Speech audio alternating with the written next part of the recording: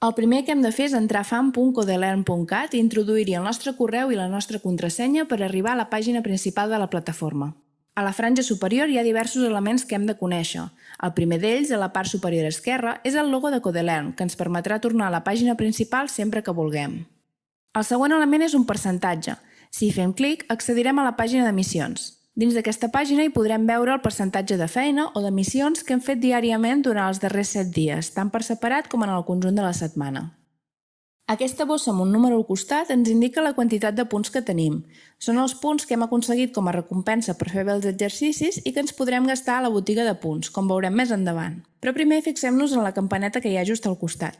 Aquesta campana l'hem de revisar diàriament perquè és on hi trobarem totes les notificacions de la plataforma. És a dir, que aquí és on podrem assabentar-nos de totes les novetats i informacions d'interès sobre Codelearn, ja sigui concursos, competicions, etc.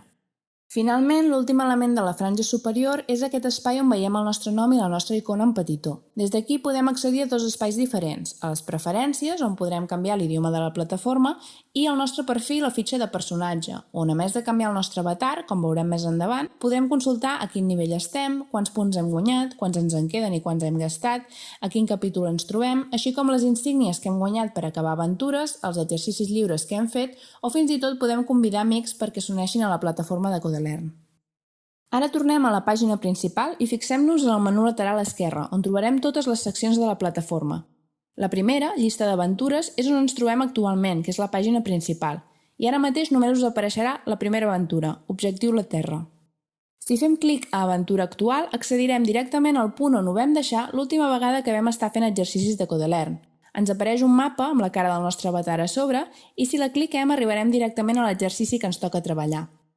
A la fitxa de personatge, com hem vist abans, podem canviar el nostre avatar.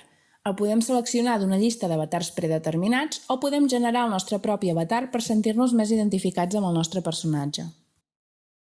La botiga és el lloc on podeu utilitzar els punts que heu guanyat per fer els exercicis bé. Els podeu canviar per avatars i insígnies, però també per objectes físics que us enviem nosaltres.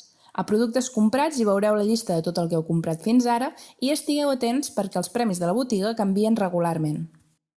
A l'apartat de rànquings hi ha totes les classificacions dels alumnes de Codelearn segons els punts acumulats en les darreres 24 hores, l'última setmana, l'últim mes o en total. Dins de jocs i activitats hi trobarem diferents jocs que s'aniran obrint en funció de l'aventura on ens trobem.